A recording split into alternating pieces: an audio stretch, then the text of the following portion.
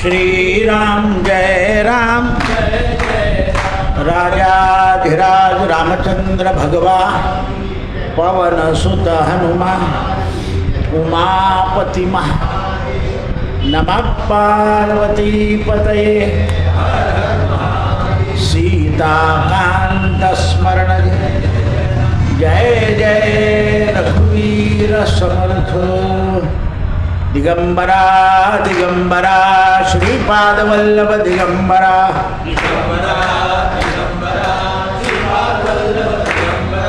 दिगंबरा दिगंबरा श्रीपाद वल्लभ दिगंबरा अवधूत चिंतन श्री गुरुदेव श्री गुरुदेव श्री गुरुदेव। सिद्ध मुनी कश्यपांना सांगतात, भगवान श्रीकृष्ण परमात्मा अर्जुनाला सांगतात, जीव देहधारी जो आहे, आपण जे जे शुभ किंवा अशुभ कर्म करतो ते जर या जन्मामध्ये भोगायचे राहिले तर पुढच्या जन्मात पुन्हा शुभ अशुभ कर्म होईल. म्हणजे कर्माची गती थांबवल्याशिवाय सद्गती नाही. आणि पूर्वजन्माचं शरीर तसंच प्राप्त होतं. ज्याप्रमाणे पाप पुण्य असेल त्याप्रमाणे शरीरात अंग व्यंग ढंग बुद्धी मन चित्त. पाप असेल तर बुद्धी आणि मन एकदम खराब. आता जाताना महाराजांनी सांगितलं की 4 प्रकारचे पुत्र असतात. यस्य भक्तिमान स्वतः, जो भक्तिमान तोच पुत्र आहे. एखादा शत्रुपुत्र असतो मित्र, आणि ज्याचं आपण मागच्या जन्मी कर्ज घेतलं ते वसूल करण्याकरता पोरगा म्हणून जन्माला येतो. बापाच्या पैशाचा नुसता निवाडा करत होतो. तर आपलं तपासून घ्या, शत्रू आहे का मित्र आहे का काय आहे, व्हेरीफाय करून घ्या. आम्हाला तुमची बी गरज नाही, तुमच्या पैशाची बी गरज नाही, असं बी आहे. तुम्ही बी येऊ नका आणि आम्हालाही बोलवू नका. तर ह्या जीवाच्या कर्माची गती आहे. समस्त कर्माचं फल निश्चय भोगावं लागतं. म्हणून भोगाचं प्राचीन कर्म क्षीण करायचं असेल तर नवीन कर्माचा संचय करायचा नाही. मागचं कर्म जे आहे ते जर दूषित असेल आणि ते जर संपवायचं असेल तर नवीन वाईट कर्म करायचं नाही. जीव आवश्यक मोक्ष धर्माचं ज्ञान त्याला प्राप्त होईल. जो मागचं बघून घेईल आणि पुढचं वाढवणार नाही त्यालाच मोक्ष मिळतो. म्हणून संतांनी तुम्हाला काय सांगतं, आम्हाला मोक्षाची गरजच नाही, आम्हाला फक्त तू पाहिजे. सुखे घालावे गुण गाईन आवडी. कारण त्याचे गुण गायल्यानंतर त्रिविध तापाचं शमन होतं. त्रिविध तापाची करावया बोळवण. म्हणून कर्माची परंपरा चालू राहते. या शरीरामध्ये हे जे कर्म आहे या कर्माची परंपरा चालूच राहते. म्हणून भिन्न भिन्न योनीमध्ये भ्रमण करावं लागतं जीवाला. अनुष्ठानानं तात्पुरता सुखी होतो. म्हणून मी तुम्हाला किती वेळा सांगतो, हे अनुष्ठानं जे करणारे लोक याच्याने तात्पुरता सुखी होतं म्हणून. पण बुद्धी सुधरत नाही. उपासनेनं मात्र बुद्धी सुधरते. मनुष्याला चांगलं आणि वाईट कळतं. आज काय खावं काय खावं हे सुद्धा लोकांना कळत नाही. किती वेळ जागावं, किती लवकर उठावं का उशिरा उठावं हे सुद्धा समजत नाही. डॉक्टर समजून समजून थकून जातात. आणि डॉक्टर सुद्धा तसं वागत नाही, दुसऱ्याला सांगतात तसं वागत नाही ते. आज दुपारीच माझ्याकडे एक गडबड आली होती ना, की दोन्ही डॉक्टर आहे, 6 वर्ष झाले लग्नाला, संतती नाही, आणि ते प्रसूती तज्ज्ञ आहे.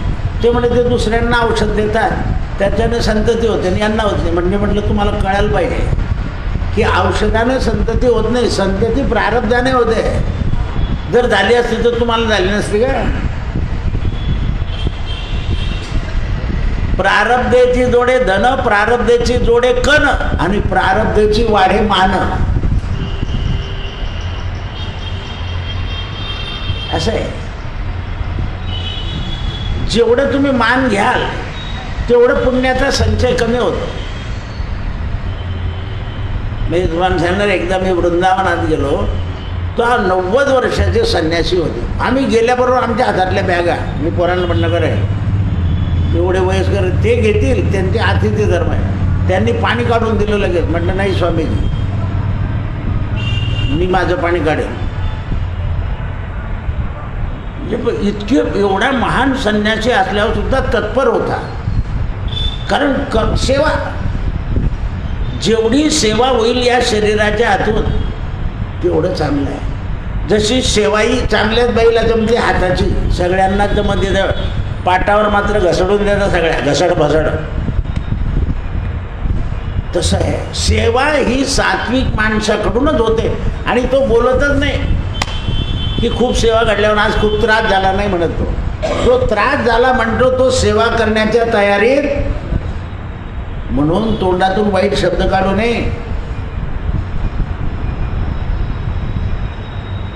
काढायचेच नसतात. जेवढा अभद्र बोलाल तुम्ही, साध्या शब्दात सुद्धा दुसऱ्याला समजून देता येतं.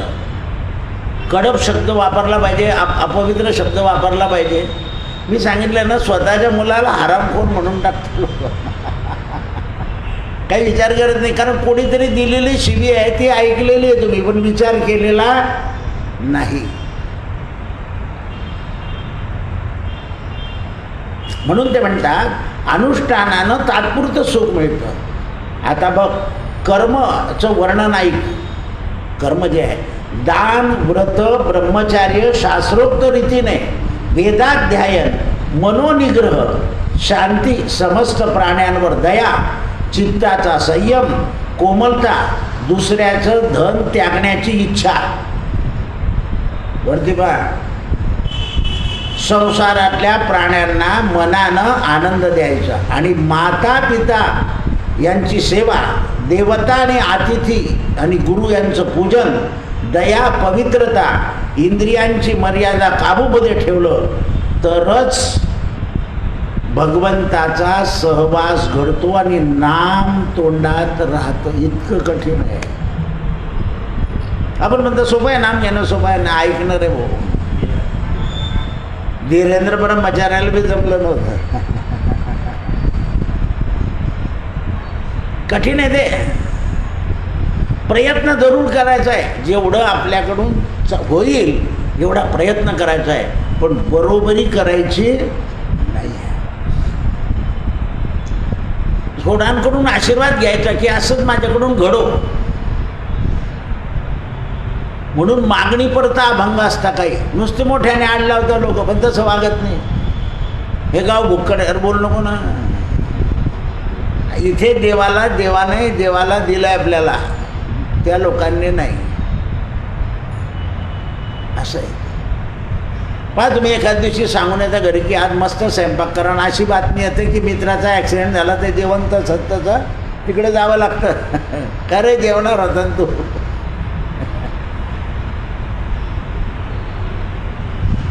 आत्ताच त्यांनी 4 अनुभव सांगितले प्रवासातले. आता फोन आला की आमच्याकडे स्नानाची सोय होणार, पाणी नाही, अमुक नाही, डमुक नाही. ते काळ आहे. असं आहे. हे चालू असतं. संताला सहन करावं लागतं. पहा तुम्ही, मी आत्ताच कोणाला तरी बोललो, 1 तासापूर्वी फोन होता त्यांचा, मी येतोय म्हणून. काहीही कोणाला सांगितलेलं नव्हतं, तरी लोकांची गर्दी किती झाली. हे असं असतं, ते प्रभूची लीला आगाध असते. 5-6 डोके होतो आम्ही जेव्हा बातम्या आली तेव्हा त्या गेटच्या जवळ. असं ते मला शेजारती केव्हा म्हटलं 9:30ला. म्हणजे का बरं, या मंदिराची पद्धतच अशी आहे, 8:30 ते 9:30 लोक येणार म्हणजे येणारच. बाकीकडे शेजारती लवकर होऊन जातो.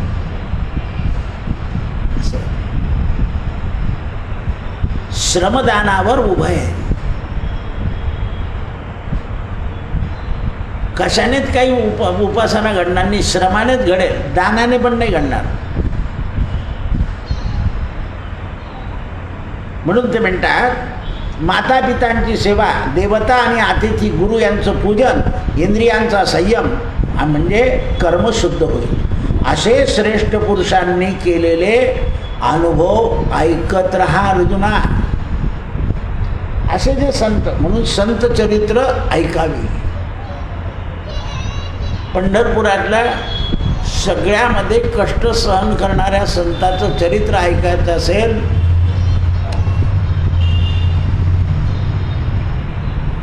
अतिशय देवाच्या दरबारापासून ओढून नेलं होतं त्यांना. मोठं कठीण आहे, तरीही देवाची कृपा मानली. आपलं पाप धुताय म्हणे लोक, असं सांगितलं पत्नीला, पोराला.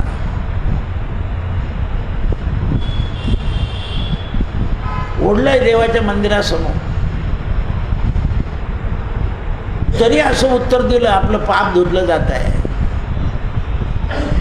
म्हणून सदा धर्माचं स्वरूपाचा परिचय मिळतो आणि शांत चित्त राहतं. म्हणून महात्म्या पुरुषांच्या आचरणाकडे पाहावं. पूर्वोक्त दान कर्मसुद्धा स्थित आहे, कारण दान आल्यावर देणार आहे. तुम्ही दान तुमच्याजवळ आल्यावर देणार आहे. असलं तर दान देता येईल, पण श्रमदान हे तुमच्या हातात आहे.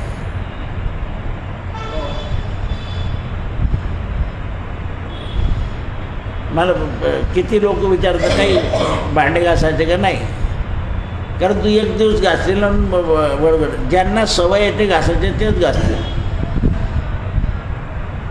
कारण ती सेवेची सवय पाहिजे.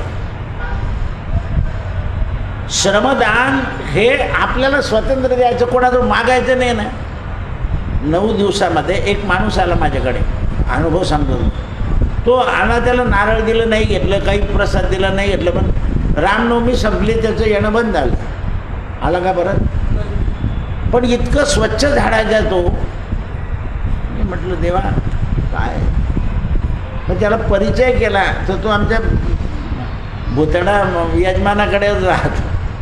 तो काल आला, काय म्हटलं तू आजारी पडला, मला कळवलं नाही म्हणे. त्या माणसाने मला विचारलं म्हणे, दादाने विचारलं की तू कोणाच्या घरी राहतो, ते म्हणे भुतडाकडे. मग ते म्हणाले म्हणे तो माझा मुलगा आहे.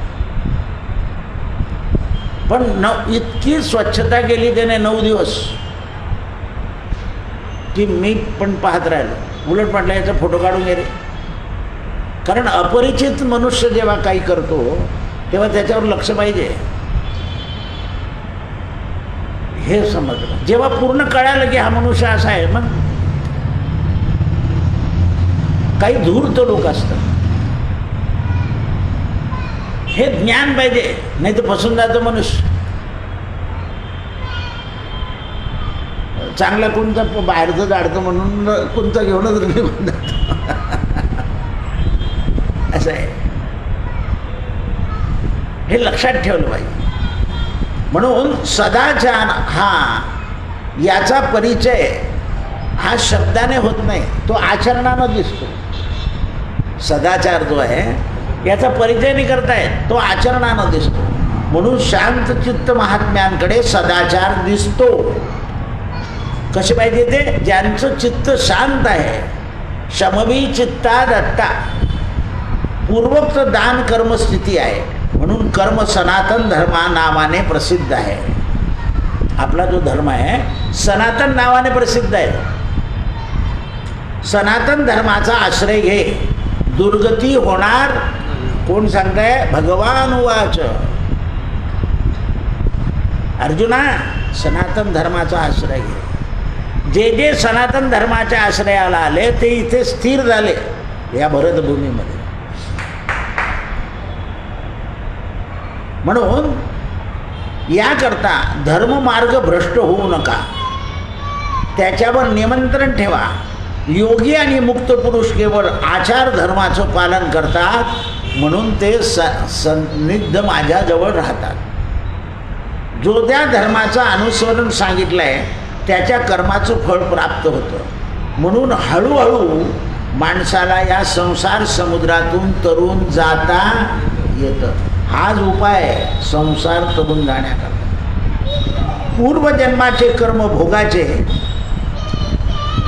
आत्मा निर्विकार ब्रह्म आहे. जीवरूप विकृत होऊन जगतामध्ये जन्मधारण करतो. विकृत शरीरामध्ये किंवा कोणत्याही शरीरामध्ये आत्मा हा जातोच. तो असं नाही समजत म्हणत की हा विकृत आहे त्याच्याही शरीरात. पहा तुम्ही, एखादा वेडा मनुष्य आहे, त्याच्या शरीरामध्ये सुद्धा आत्मा आहे. आत्मा नाही असं नाही, कारण आत्म्याशिवाय शरीर नाही. प्राणीमात्रांमध्ये सुद्धा आत्मस्वरूप आहे भगवंताचे. म्हणून जगतामध्ये जन्मधारण केल्यानंतर त्या योगाचं कर्म करावं लागतं. म्हणून आत्मा हा शरीरामध्ये धारण करण्याची प्रथा सगळीकडे प्रचलित आहे. यामध्ये संदेह उठण्याचं काहीच कारण नाही आहे. याचं उत्तर आहे, संपूर्ण जग ब्रह्मदेवानं जेव्हा निर्माण केलं तेव्हा जग निर्माण केल्यावर शरीर निर्माण करायचं होतं. कारण शरीराशिवाय जग चालेल कसं? मग मुंगीपासून ब्रह्मदेवापर्यंत हे शरीर निर्माण केले. आ ब्रह्मस्तम पर्यंतम. हे काय म्हणतं? आ ब्रह्मस्तम पर्यंतम म्हणजे मुंगीपासून तर ब्रह्मदेवापर्यंतचे हे शरीर निर्माण केले. त्याच्यामध्ये रंग, रूप, गुण, धर्म कर्मानुसार घातले. अहो, शरीर सुंदर आहे पण आचरण भ्रष्ट आहे. तर शरीर बीजाला बीज कारण आहे आणि देश कारण आहे. जसं काश्मीर अतिशय दिसायला सुंदर आहे, पण जास्ती दिवस राहिलं तर प्यायला लागावं लागतं, नाही तर जगता येत नाही. म्हणजे आचार धर्म सुटून जातो. आचार धर्म सुटून जातो. आचार सुटला की विचार सुटला. म्हणून शंकराचार्यांनी तपश्चर्या केली. 4 महिने झाले इकडे येऊन जायचं, कारण ते तेवढ्यापुरतंच चांगलं आहे. ते शंकराचार्य राहायचे कुठे? दक्षिणेकडे. पण चातुर्मास्य, कारण आचार पाळला गेला पाहिजे ना. कारण आचारावर विचार अवलंबून आहे. आचारावर विचार अवलंबून आहे. म्हणून पितामह जगतामध्ये शरीर धारण करून भिन्न भिन्न योनींचं भ्रमण केलं आणि परलोकामध्ये येऊन गेले. ब्रह्मदेवाने प्रत्येक योनी भोगली आहे, कारण स्वतः निर्माण केली ना. जो निर्माण करतो त्याला त्याचं ज्ञान असतं. ज्या ज्या योन्या 184 योनी निर्माण केल्या ब्रह्मदेवाने, त्या प्रत्येक योनीत जाऊन आले ते. कारण जाऊन आल्याशिवाय निर्मिती कशी होईल? ज्ञान असल्याशिवाय निर्मिती होत नाही. आता हे पुस्तक आहे, बाइंडिंग करायचं ज्ञान लागेल ना. म्हणून पान छापणारा वेगळा असतो, बाइंडिंग करणारा वेगळा असतो. छापणाऱ्याला पैसे जास्त मिळतात, बाइंडिंग करणाऱ्याला कमी मिळतात. पण सगळं एकत्र नीट करणं हे सुद्धा. तसं ब्रह्मदेवानं सगळ्या शरीरामध्ये प्रवेश केलेला होता. पितामहनी परलोक आणि यलोक सगळ्या व्यवस्था म्हणून पूर्वजन्माच्या आज्ञाच्या साक्षात्कारानं या संसाररूपी अनित्य विषयामध्ये माणसाला यावं लागतं. म्हणून मनुष्य सुख आणि दुःख दोन्ही अनित्य मानला तो महात्मा. सुखदुःखे समे कृत्वा. लाभालाभो जय. केव्हा लाभ होतो केव्हा पराजय होतो.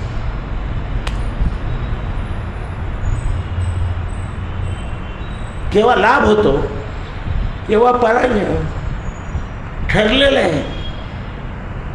म्हणून अपवित्र वस्तूचा समूह मृत्यूच्या कर्माचं फळ समजायचं. जेवढ्या अपवित्र गोष्टी, जसं डस्टबिन आहे, डस्टबिन त्याच दिवशी नाही टाकली तर दुर्गंध निश्चित आहे. तसं दूषित कर्म केलं तर त्रास आहेच. म्हणून पवित्र कर्म केलं. मग कर्माला पवित्र करण्याचं काम काय आहे? आता बघा, आपल्याकडे महाराष्ट्रामध्ये ढोर ओढणारे सुद्धा संत होऊन गेले. काय त्यांचं नाव? त्या चोखांना पांडुरंगाच्या मंदिरापासून पुंडलिकाच्या मंदिरापर्यंत ओढत नेलं होतं. आणि देवाने पाहिलं की इतकं, तर दोन्ही कमरेच्या बोटांमध्ये हाडं पांडुरंगाच्या. काय झालं म्हणे, हा आत गेला असेल. मग शेवटी संतांनी सांगितलं, तुम्ही त्याला काही त्रास देऊ नका, तोच काढेल तो. मग म्हणे मध्ये जा. म्हणे नाही, माझा अधिकार मध्ये जायचा नाही. म्हणून हात जोडले पांडुरंगाला चोखाने. पांडुरंगा, का रे या अपवित्र जीवाकरता एवढं कष्ट करतो? असं म्हटल्याबरोबर दोन्ही बोटातल्या हाडं खाली. आणि मग सगळी संत मंडळी, चोखा म्हणजे धुतलेला तांदूळ झाला.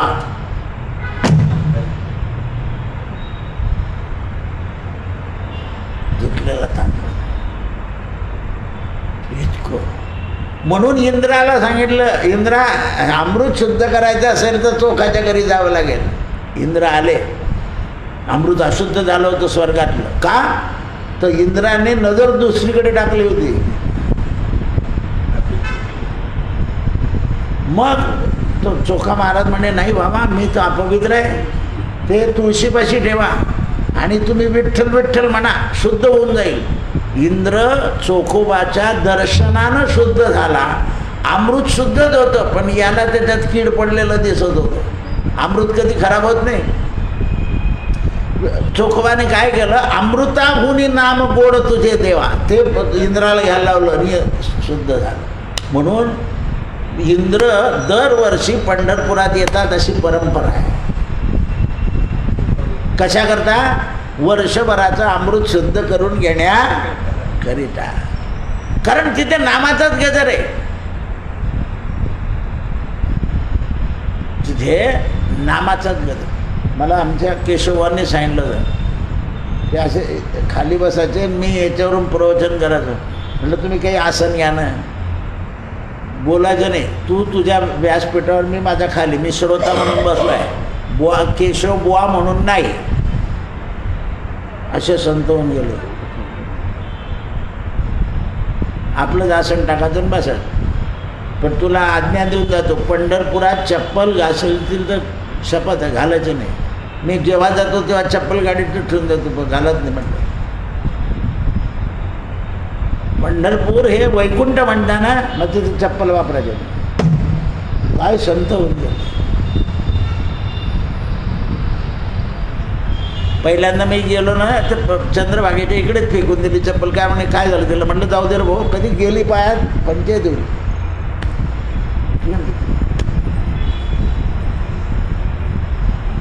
झाला दास पंढरीनाथ. म्हणून या संतांचे ह्या ज्या गोष्टी आहे ना, तुम्ही त्या वल्लभदास वाल्यवाळ्यात कोणी गिराईक नाही. आता तुम्ही जा आणि तिथून संतचरित्र आणून वाचा. नवीन विकत घेऊ नका, नाही तर तुमच्या सुना परत मंदिरात आणून टाकतील. हां, सगळे लोक धर्मग्रंथ घेऊन जामध्ये. आज कोणीतरी भाऊला पुस्तक सप्रेम भेट आणून दिलं आहे, दुधामध्ये संस्काराची साखर. कारण कारखाने पुस्तकं जो तो काढतो, उत्पन्न वाढवतोय, पण त्यातलं गम्य कळायला पाहिजे. गम्याने अगम्य दोन गोष्टी आहेत. म्हणून सुखदुःख समान जे मांडतील ते संसार सागर तरुण जातील. संसार सागरला आता मोक्ष प्राप्तीच्या उपायाचं वर्णन सिद्ध म्हणतात. हे ब्राह्मणा काश्यपा, जो मनुष्य स्थूल स्मूक्ष आणि कारण या शरीरामध्ये क्रमवेश असतो. स्थूल शरीर आहे, स्मूक्ष शरीर आहे आणि कारण. पूर्व अभिमान त्यागून चिंतन केलं आणि मौन धारण केलं. मौन म्हणजे बोलायचंच नाही ना, मौन भाव धारण करायचा. जसं आपल्याकडे अनाहत शब्द गगनीन माय असं सांगितलं आहे.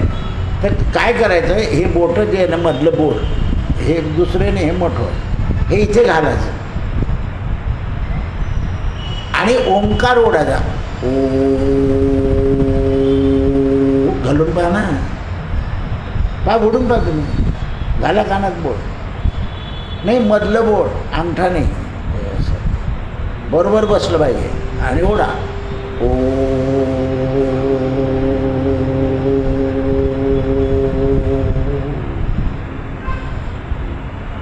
असं 11 वेळा केलं की ब्रह्मांड जागृत होतं.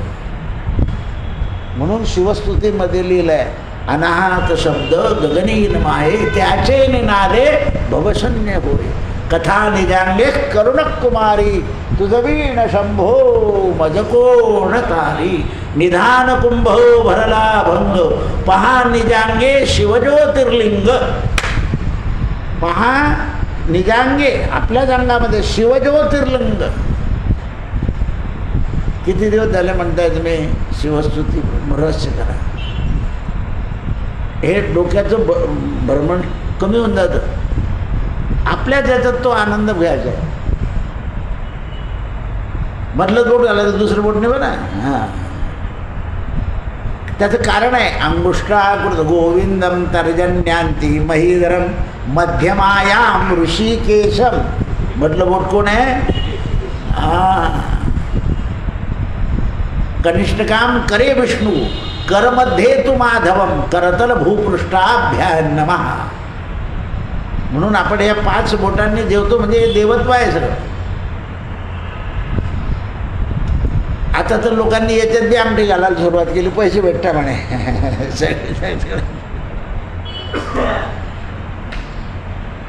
असं आहे. आता असं अंगठीने पैसे मिळतील का? काय आहे, चाललंय सगळीकडे. एक जण मला म्हणत दादा ते म्हटलं तू चांदी माग आहे ना, दोरा बांधून घेऊन पांढरा दर 2-4 दिवसाला काढून टाकायचा. दर तो म्हणे पांढरं रबर बांधू का? म्हटलं रबर कशाचं तयार होतं मला माहीत नाही, दोरा मात्र कापसाचा तयार होतो एवढं माहिती आहे. रबर कशाचं तयार होतं कोण सांगेल? रिकामी उपाधी.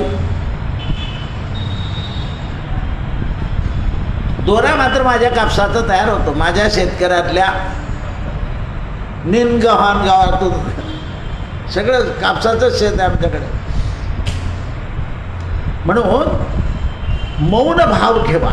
एकमात्र अधिष्ठान परब्रह्म परमात्मात लीन होतं. संसार बंधनातून मनुष्य मुक्त होतो. जो मित्र म्हणतो तोच मनोनिग्रह आहे. आपला मित्र कोण आहे? मनोनिग्रह. जसं आपण मित्राजवळ गेलो की समगोष्टी केल्या की आनंद होतो, तसं आपल्या मनाशी मनोनिग्रह करायचा.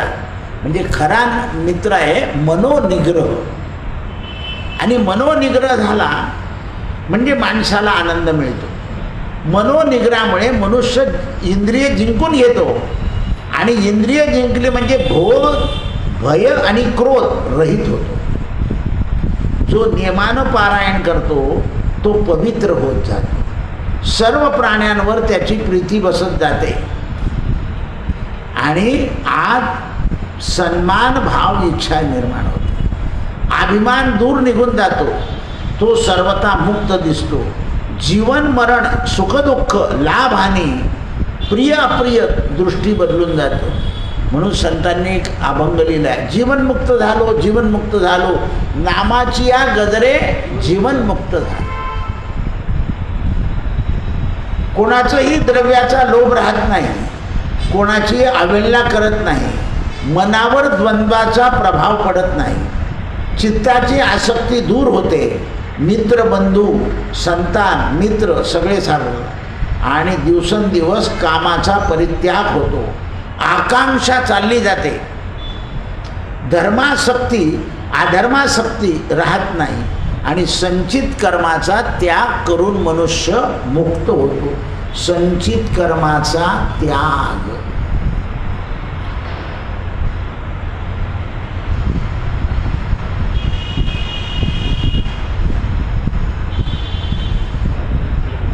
चित्त अत्यंत शांत होतं, सर्व प्रकारचं द्वंद्व मनातून निघून जातो, मुक्त होतो. पहा आमच्या झिब्रू अण्णाने कधीच खाल्लं नाही, म्हणजे असं पोट भरून ताट भरून खाल्ले गेले. आणि जायच्या दिवशी बहीण झिपऱ्या चालला पुरणाची पोळी करून आण, तो लोक काय म्हणतील वासना होती. नाही नाही नाही नाही, त्या बाईला लक्ष्मी द्यायची होती म्हणून तिच्याकडून पुरणाची पोळी खाल्ली. अजूनही त्यांच्या वंशातला माणूस पुरणाच्या पोळीचा नैवेद्य दाखवतो तिथे,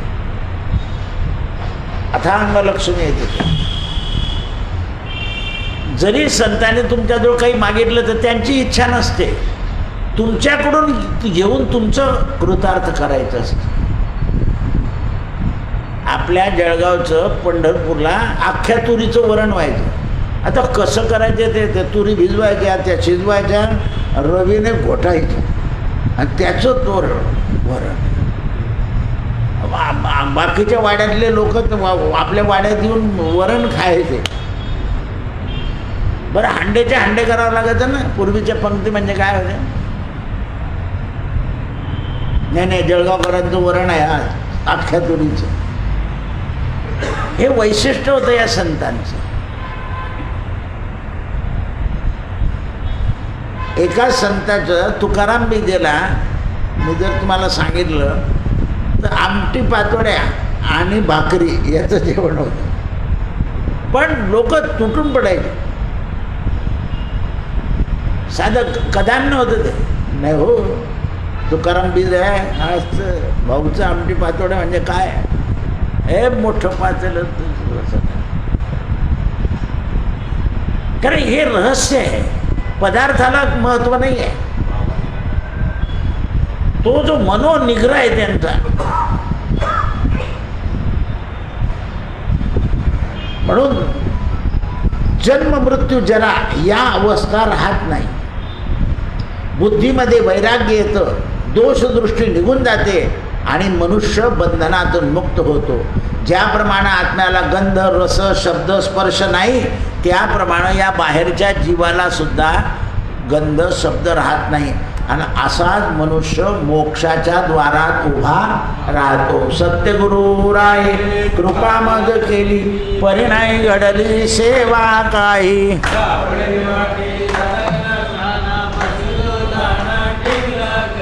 भोजना मागती